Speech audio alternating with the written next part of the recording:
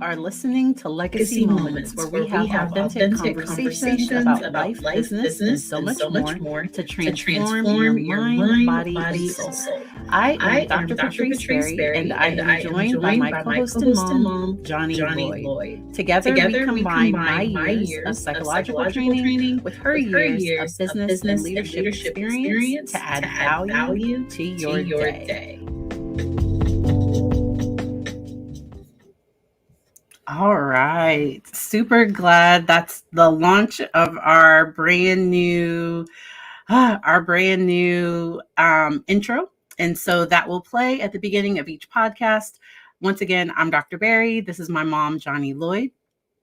Today, we're going to hop right into today's topic: how to apologize, when to apologize, and how to stop apologizing for people that maybe apologize too much. And let me go live over here. And so let's hop right in. I think the first thing we could start with is actually being a people pleaser. When you recognize, and I have been that way in the past, and I have to be careful because sometimes I enter back into that zone where I want to please other people. So because of that, I have had the tendency to apologize when I don't do what they desire me to do. Even when it's like over the top, it doesn't matter. I end up apologizing for it. That does not require an apology. No is a full sentence. We need to know how to put a period behind our no and not a comma. So I used to say, no, it's because it doesn't sound like an apology, but it is. It's because now, no is a full sentence. I get a chance to control my time, my energy, my money, my talent. I get a chance to say no. And the key with it is I don't just smear no everywhere. I'm just really being more intentional about what I say yes to. So back to the apology. The issue is, the other thing is I would like to address is off the top is apologizing for who you are, how you look, how you laugh, what you do because of what you've heard from other people in the past. I love all of this, and we have to pause. So she brought up two separate things. And so we have to first talk about that no is a complete sentence.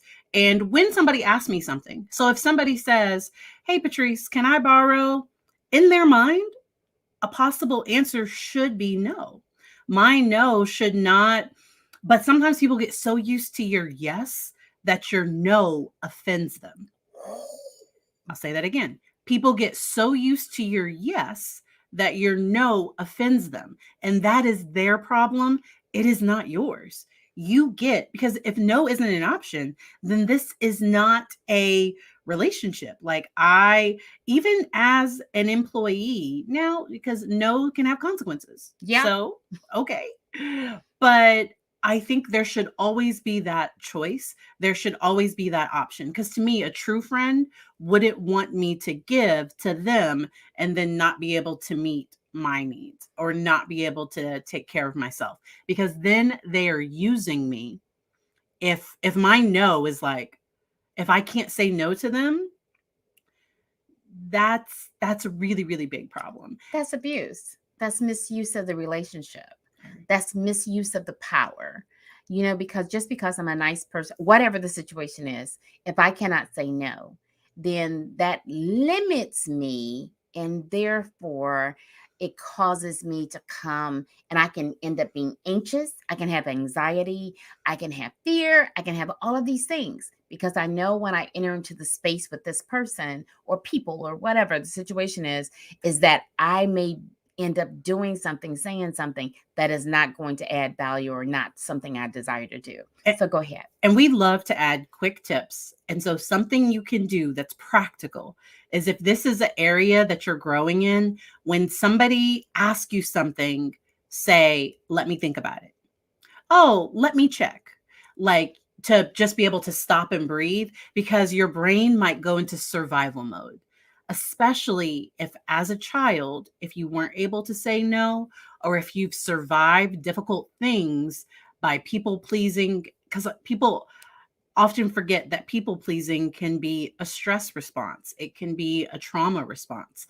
And so it can feel unsafe to set that boundary to say no. And I want to validate that. And I think you first step back to say, okay, let me think about it. And it's not really that I'm thinking about it, it's I'm getting the courage to say the answer that I know. And I think that's trusting yourself, because I think so often people please other people and they don't please themselves. Ooh, that's deep. That's deep. That is so deep, y'all. And that goes back to value, right? Value. It's one thing I always want to add value when I come into the room, right? Or when I have a relationship with somebody, when I have a client. My goal from the beginning is to add value. However, my goal is not to decrease my value. Yeah. Add value to you doesn't mean I decrease the value to me. And if somebody else does not see your value, it does not make you worth less. So if there's $100,000 painting on sale for $1, that painting is still worth $100,000. The person is just willing to accept $1 for it. And so you get to set your value, and you can also accept less. And so I like giving people that power, because often we'll say, they didn't see my value, they didn't do that, they didn't do this.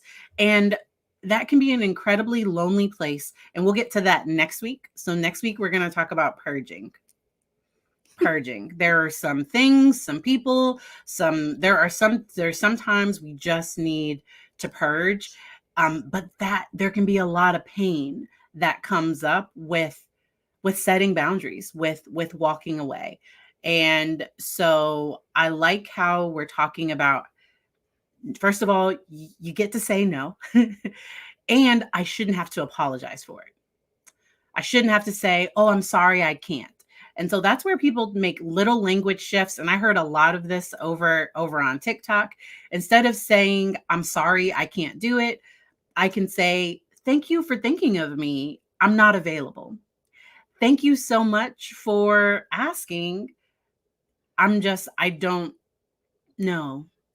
Yeah, I like that. So I love the way that we hear. I heard you, because a lot of people say, um, did you hear what I asked? You know what I'm saying? So the tip that you gave earlier is something that I have learned to do, and I have to continue to do. I have to stand back for a moment and say, and think. Let me check my calendar. Now, my calendar is on my phone officially, but I said sometimes it doesn't always transpire, because I have Calla Lily and all these other things. I want to just make sure. Some people do that, right? But really, I don't have to explain even that. I just need to say, I'll get back to you.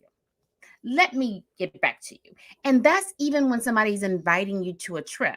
So let's talk about one other tip. When somebody asks you, and you know the people, you know them people that ask you, what are you doing for the rest of the day? Because nothing is an okay answer. Like nothing, the joy of doing nothing at all. Nothing. You get the right to do nothing, right? So some people come in my life. I can't speak for your life. My life. Ask me, what are you doing for the rest of the day? And I have learned, because you're dealing with each individual is different, in a couple cases to say, why? What's going on? I just took my control back, because if I first of all say nothing, and then they say, well, let's go and do, and then I say, I don't want to. Okay, so I just want to be myself. Well, you said you weren't doing nothing. Nothing does not mean not a thing. It means what I desire to do. I leave that space open for my decision. And so to bring my power back in this particular cases, I ask them, what do you have in store? What's up? What you got going, girl? What you got going, guy? Whatever, right? What you got going? And when they tell me, then I can really say, no, I ain't doing that. I don't want to go shopping for 4 hours or whatever it is, right? But I don't have to say no to the shopping. I can say, my world is always busy or whatever. I said, no, I'm not available for that. And rest is a thing. Yes. So many people, and my mom's generation, because I remember when I was little, and I know I've said this here before, and I will tell the story 1,000,001 times. Guilty. When she would come home after working all day, and I had been at school, and she would be like, "What are you doing?" And she's looking at me, sitting on the couch, remote Doing in nothing. hand, doing nothing. Doing what I considered nothing. Doing what she considered to be nothing. And rest was not something that was valued. And so something that we're doing to kind of break this cycle is every day my child is at home, he has quiet time. We schedule rest. Oh no, like you are going to have some alone time. And he is extremely smart. As I say, he's 5, he's turning 5. He's only 4 right now. He's turning 5, and so soon. Oh my gosh. And with that, he'll say, "But I'm alone." I'm like, you're not alone. Mommy's right next door. We are still all here. Oh, are you feeling alone? I can validate the feeling. Yes. And yes, he is physically in the room by himself, but and I don't tell him this because this isn't his problem. Mommy needs time.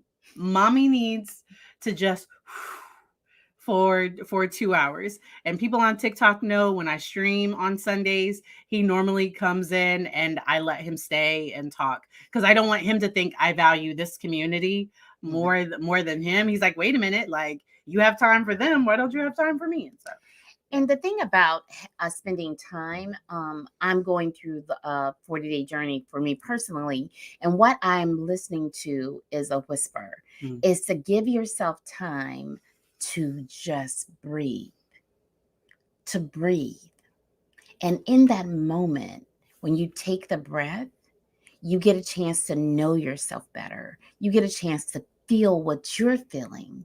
You get a chance to grow and to know what you're thinking so that you can move forward to be better in your goals, your aspirations, whatever. A lot of times we're in a space, and I was raised like that. I mean, what Patrice just said is true. I was raised like that. If you weren't doing something, and I'm a productivity person. I do productivity and profitability, right?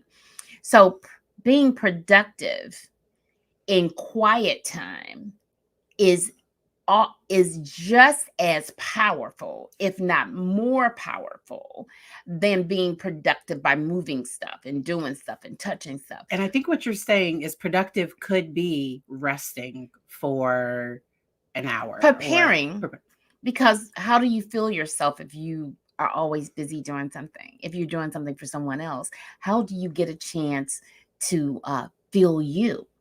How do you get refreshed? And I acknowledge the fact because my mom's mom, my grandmother, she had 7 kids, worked full time, and had side businesses, and would cook and clean and she scratch cooking. She did all the things, and she didn't really refill herself. Right. And I think that did.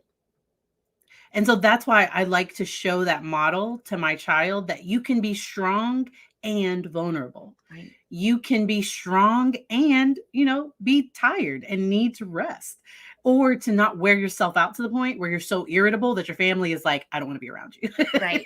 And if you always need someone to be in your space or something like that, it can be distracting. So let's go back to apologizing, because apologizing, if you were looking at a person that was raised like me, I used to apologize when I was taking downtime.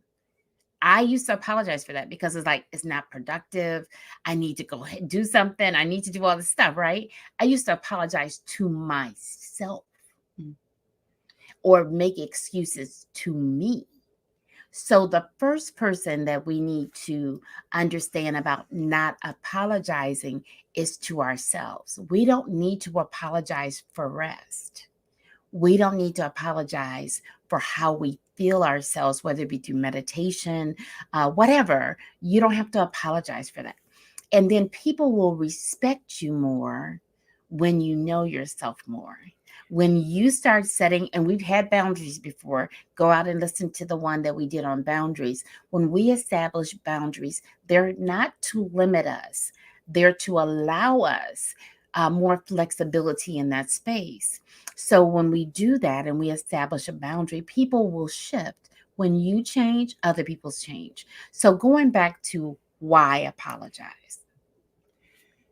And we we have to stick with the not apologizing for who you are and what you believe, where you are. Now that's different from growing, because I have grown as a person and I can listen and empathize with somebody else and my perspective can change. And maybe I wasn't considering something. And so I think that's different It is. than saying, okay, I love going out. I'm an extrovert. If you take me to a movie, I might talk back at the movie a little bit. Like I just like let's watch a movie at home if you're gonna be embarrassed by that. Like I just and so knowing who you are and then being around people that respect that. I have levels of relationship. And within those levels, the people closest to me, the ones that are the closest to my heart, and those are the ones that can hurt you the most. Those are the people that I trust the most. Those people, we get each other and we let each other be exactly who we are. And it's I love so that. because I had somebody that I knew and we were hanging out and they were like, and they said, I don't do sarcasm.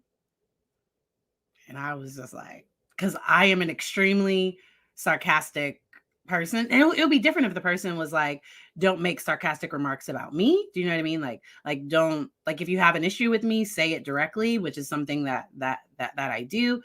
But if you're just like, don't make sarcastic remarks at all, like I can't spend time with you because I love sarcasm. I enjoy it. And so and then not thinking there's something wrong with me. Like, okay, you don't like that. That's okay. No problem. We're just not going to hang out. Like, And that's a choice, right? And the other thing though is knowing when to apologize. yes. Because we're not saying never apologize. I do not want y'all to ever think that there's never an opportunity to apologize. So, Patrice, let's talk about how. So step one is listen. Listen and try your best to be open and not get defensive. And that is so hard because often when somebody comes and they say, this is how what happened, this is how I feel because of that, or this is how what you did impacted me, because often a lot of people listening, watching, that was not the intent. Like most people don't go out with the intent of doing harm. And one of the hardest things I had to do was listen to a friend like talk with me about something that had really harmed them, and that was not my intent. But that was not the time. I needed to let them let it out, and I needed to try to see it from where they were. And from where they were, I understood their pain. And really that first step was just listening and not getting defensive. And so in that moment, that is not the time to say you took it wrong or that's not what like that. No, because That is, yeah. that's a wall and that's to protect you. And that's not looking at the relationship. And we are talking about how to apologize with healthier relationships, not with. So there are some people that will come, I bump into her and I'm like, oh, you were in my way. And she's like, wait a minute, you bumped into me. Like I didn't. So I'm not talking about a situation like that where somebody is trying to put stuff on you. This is more just with some of those, like this is more on the healthier side, because I think trying to see it from there and then a good apology, because now it's about rebuilding trust if we can. And so listening, trying to not get defensive, and then I often think that first day, that's not the time to try to explain. It's sometimes it's a, so where do we go from here? Yeah. When you're in a space, I'd love to kind of share how I saw it. And if we're not there, that's okay. And so, and then were you gonna say something? Well, I was going to just reiterate what you said. So the apology, and help me with this. The apology is about affirming, like, that was not my intent. I understand what you said. And because you can't tell me my emotion is bad. Now, if it's because it's mine. It belongs to me. So it was not my intent to cause you to feel that way. You know what I'm saying?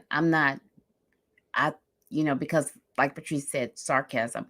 I'm in that space, and our family is in a space we really bad. But don't touch us, because we will battle for each other. It's not because sarcasm and maybe people have different opinions of sarcasm, because some people can be very nasty and really nasty and ugly with sarcasm. That is not what we're talking about. So if I say or do something and it causes harm to you, and you talk about the fact that how it made you feel, then I am going to listen to understand. Yeah. Then I may comment and say that was not my intention, because I want to continue with the relationship. If the person on the other side continues to attack, or they start attacking, then I realize that the movement forward for my safety may be to walk up. Now, when I say walk away, I'm saying that the relationship, the momentum, the relationship has shifted. And I just need to decide, where do we go from here? Because it's two sides of the relationship. I like that you said that, because if somebody is coming at me and I don't do yelling, screaming, cussing at me, I don't do that. I don't. This morning I honked at some, because the light was red. It had been red for probably like 10 seconds. I don't know. It had been red for longer than I would have liked. But like we were fine. Like it didn't turn into like the person didn't yell, scream. Like it ended up being fine. Because the semi truck behind me also, right when I honked, the truck behind me honked too. But with situations, I do think it depends on how the person is coming to you, because I do think that there needs to be safety for everyone involved. And within close relationships, we can talk about that beforehand.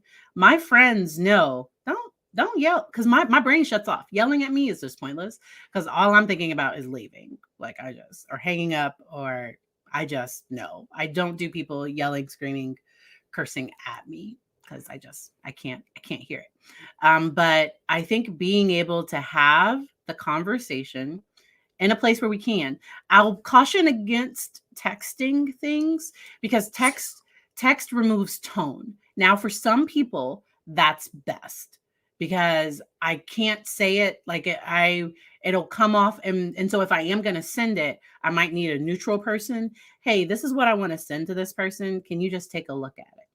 And our last episode was on what relationships they just can't be reconciled, because there's some people that I would not even try to apologize to. Like the offense was so great. Like, nope, like I don't have anything to say to you. I don't need to let you know how much you hurt me to move forward. Like that's just, I just can't. And you're able to just kind of move forward on your own. But I do think how the person comes to you is important. And it's okay for me to say, whoo, like this seems like a real hot topic. Can we move this to a time when we're like both in a space? I'm saying both, but like, yeah, I'm not gonna do that. You're in a space. That's sarcasm. Oh yeah. So now let's talk about it when it's your family. Have you ever been to an event or a family reunion or whatever, and let's say you're the one that looks like the sheep that is different from everybody else, right? So the person who's different, when you come into the space, everybody says, "Oh, it's the team that always They do better. They act, we act like we got, what am I looking for? Character, integrity, whatever, right? We're different. So different is not bad. And I don't have to apologize for being different. Because when I apologize for being different, my brain says, You're wrong. You're wrong. This is who you are. So how do you be authentically you? And oh, she has something. Go ahead. So with that, there are some family members. So I'm glad. So we have a family reunion coming up next year. And I've told my family, hey, there are certain things we don't do and say around our child. We just don't. We just don't. And the family is going to be respectful of that. Some people might make little like comments, and I don't, but we're good. But if I would not be saying with the family, if they couldn't, Right. if it was impossible for people to stay within my boundary for my own safety, for myself and my family, I wouldn't stay with them. I would stay somewhere else. I'm so excited that I'm going, like, because this will be the first time me being with all the family. The family did have a reunion. We're like, we are live. Yeah. LIVE live. After 10 p.m. It's like a whole other. But this is the deal. I love what you said. If I may interject, one of the things is the first thing they said about that is they backed up and said, "Whoa, okay, we heard you." And we need to change. We need to shift. Somebody asked for an example of my boundaries. Oh, good. So my child, we do not, and every family's different. I understand what people say. There aren't no good words, bad words. My kid has no impulse control. And so if he heard words, if he heard the words, he thinks they're new words. He would think they were, and so we don't. And he will use them appropriately. So we don't curse around him. When I was his age, family would like give me alcohol as a joke. Well, and she would sip on it. We didn't give her alcohol. She would take the glasses that were under our chairs and drink the alcohol. And we would try to figure out what is wrong with her. And people were like, I think she drank my drink. And so we had to be careful. It wasn't like we gave her out. That is illegal, immoral, and not that just. But she did. Patrice was always really cute with curly hair and all that stuff. And so I would have, because I'm very social, right? So I would be, she would be under the chairs. Because we set the glasses on the floor and Patrice, people not ignore, And so Patrice would be sitting there like, and then next thing we know, she leaning. Are you okay? And then she would be giggling. And I said, people, for the first few times, we didn't know. And then we started doing some different stuff because somebody said, I think Patrice drank a glass. So Patrice was like going through withdrawal. You're like, where's the glass? Like it's supposed to be on the floor. give me my juice. Give me my juice. Give me my happy juice. So my point for saying that is, and it wasn't hard. I mean, it wasn't super hard. It wasn't hard liquor. It was wine. However, it was like daiquiris. And like, it was frozen daiquiris. It was fun. But this is the point that I'm saying is that the environment, when you come into environment, you bring your children to environment, or you come into environment, you have to align to your environment, right? Now, I'm going to be honest. We were overseas and we were in an area when this happened. It was 9 men to every woman. I'm a cooker. I throw down. So our home was the hangout place. Everybody took care of it. I mean, Patrice didn't want for nothing. She had 5 closets almost. So, and a room with all this stuff. We ain't gonna talk about Patrice. So anyway, but my point for saying that is not because of things she had, but it was an environment, and we had to shift the environment. When people are not willing to shift the environment to protect or respect your boundary, it's a aha. It's a moment you need to look and step back. Remember what I said? Step back and breathe. It's not their issue, it's your issue. So step back and breathe and then find out how you need to readjust. And that's what we did. We stepped back. I stepped back and breathed. So, we still want to have the event. We still want to have the fun. We want to do all this stuff and let her enjoy the happiness in the space because they spoiled her. Whatever. But we stopped putting our glasses on the floor. So little adjustments. But if you were in that situation and people said, that's your problem, that's your child, deal with it. Mm. Something's a disconnect, Mm. right? And if it's your home, then that person would probably, in my case, would not be on the guest list. Because if I establish a boundary, I'm giving everybody a place of peace, a place of warmth, a place to enjoy whatever the situation is, right? And you will not respect the boundary that I have for safety, then there's a disconnect. That means that there's a disconnect. So I don't need to apologize for my boundary. I don't need to apologize for the fact that my child was on the floor drinking some stuff she ain't got no business drinking. I don't need to apologize for that. I need to work through it and deal with it. And so that's my responsibility as the adult. Same thing. We're talking about going to the event. Now we are excited about Patrice coming and Lamar and everybody coming, right? However, my family does have this issue. We have it, some of them, but this is her boundary is actually helped this last time, even though she wasn't there. We had other children because what I said was, it's not about her. It's about we need to be more respectful to anybody that's younger. We don't want to be giving them that words. All of us are extremely intelligent, right? We have other words that we can say. So we ended up in your uncle, Dr. Uncle, he started using huge words. Like, y'all don't know what that means, So because we're sarcastic, so we play and enjoy. But my point is, enjoy your moment. Make your space safe for you and those who you love.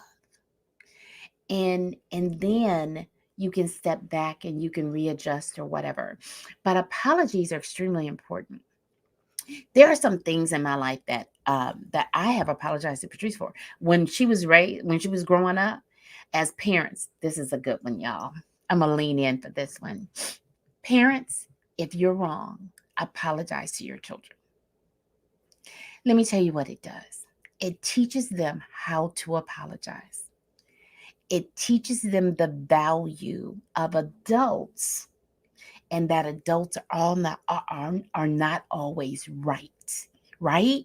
And it also teaches them to respect themselves and to respect others. So there are some things as we went up, I would go back and I would apologize to Patrice, right? Because of what happened, whatever the situation was, I was wrong. This is how I would handle it in the future. So don't be so high-minded that you're no earthly good because a person thinks they're beyond the state that they don't have to apologize for anything. And the things I've heard people say is, oh, they're just a child. What? What? Just a child? What? Like, I think being able to, because then often adults want the kid to apologize. Yeah. And it's like, but you're not modeling that for them when you are wrong. And so my son, when your kids get memory. So if I tell him, hey, if you eat all your food, you can have ice cream sandwich. And then he eats all his food, and then it's almost bedtime, and he's like, "You said I could have an ice cream sandwich." I was like, "You're right, I did." And like, as long as he hasn't brushed his teeth, because one time, like, he had already brushed his teeth, and so we had to have a negotiation. My kid, very, very bright, and and then I also want to be a person of my word, because that instills trust. And so I think that's what apologizing can be a way to repair. But if you keep apologizing, because if I keep, I'm sorry, she's gonna be like, wait, just stop. Like, don't. Yeah. So I think apology goes beyond your words. I also need to see a change in your behavior. Wow. So for all us faith people, repentance is a type of apology. But if there's no turning away from, that's what Patrice just illustrated. If the person keeps on doing the same thing, then the apology is empty, right? Now, I know it takes time sometimes for people to readjust and learn new things, because sometimes you can be taught to do something and then you are in a situation where you need to build a new habit. So the way that you build a new habit is you build it upon something that you already know, makes it easier to build a new habit. You don't take away the old habit and say, well, I'm just not going to do that. What are you going to replace it with? Yes. So if you know that you're a little harsh, and I used to be harsh on some things, no face. Anyway, I used to be harsh on some things, but I was also harsh to myself. Did she just do I that? said same. Oh, same. Okay, just want to make sure. I did. I said She same. pointed at me. I I thought she was said pointing. same. Okay. so so as you transform, as you change as a person, then there's adjustments that you make in your life, right? So when those adjustments are being made, other people may start looking at you a little bit different. Well, it used to be okay. However, it's not. It's not. So then you keep on dealing with the person and they keep on doing the same thing. And you keep on saying it's not. One of you are extra. And that's where I love the saying, if someone shows you who they are, believe them. So if I'm in a relationship with someone that lies a lot, they lie all the time, they lie about the color of the sky. Well, then that might not be somebody that can be close to me. But what I can do is if I know they I know, like, so I won't say, did you do this? Like, I'm be like, hey, you took my I asked you not to eat my chocolate and you ate my chocolate. Please don't eat my chocolate again. I need nope, we're not even going there. Just don't eat my chocolate. Okay, we're good. Ha ha ha. We're good. Okay, fine. And so I think sometimes it's deciding, okay, maybe this is just who the person is. Yeah. And do we need to be in close relationship? But I think boundaries need to be communicated, and that's something that happened to me where so I have a close relationship with my mom. I didn't mind if one of my friends told them, like, oh yeah, Patrice is this, or I wouldn't care if they talked with their parent about something I had talked with them about. But I had friends that cared and they were like, hey, don't come. And I did. I changed as soon as I knew that it bothered them if I shared things with my mom. I stopped. And so, but I didn't know before.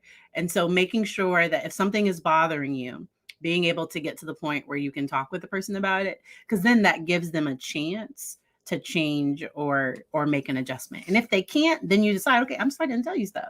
Right. And that's what is to go over and over. Relation is the part that we continue to build upon. Relationships are are cycles, right? Because who I am today is not who I was 10 years ago. I'm a newer, better, cuter version of me. I'm just saying. So, and the thing about it is being in a relationship with people that can move with you. Yes. And also identify things, because if I was doing something that appeared to be harmful to me, I want people in my life to say, that's a little, are you sure? Because they care enough. So as we transform, things around us change.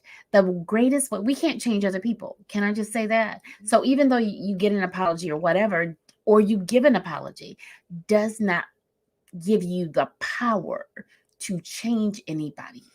The only person that I can change is me. And they are responsible for changing them.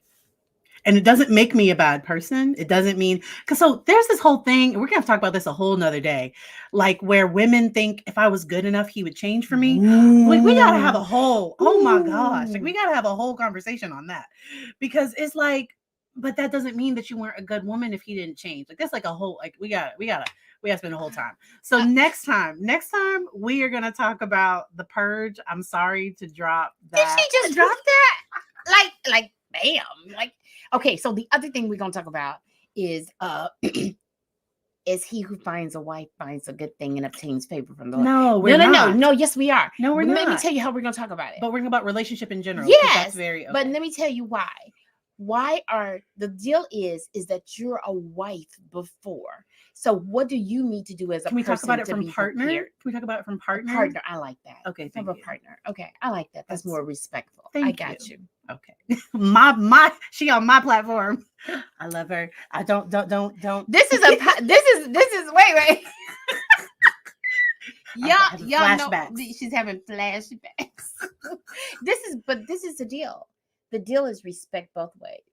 Respect is not about age. Respect is her mindset. So Patrice, I let and Patrice has always been like this. And I've always opened the door. I respect what Patrice thinks. Now that don't mean she get her way all the time. Especially when she was younger, she wasn't paying no bills. She didn't have no job. Or even when she got a job and she thought she was a big mama, but she was paying was the electric bill. I had to living in a $6,000 house. Her 7,000 square foot house. And she's sitting up here acting like, you give me $300 a month. That don't pay nothing. I'm in this place. That you waking up in the morning and seeing the water. I was in school. She was in school. I was in doctor school. Wait a minute. I asked her to come live with me. But she said, you have 7,000 square feet. Oh no, I am moving out of this place and moving in with you. So anyway, y'all just getting this should be part of the backstory. Anyway, but my point is saying that is that be careful, allow your children to know that you value their thoughts. So I let even my grandson, I let him say, da da da da, this is what I want.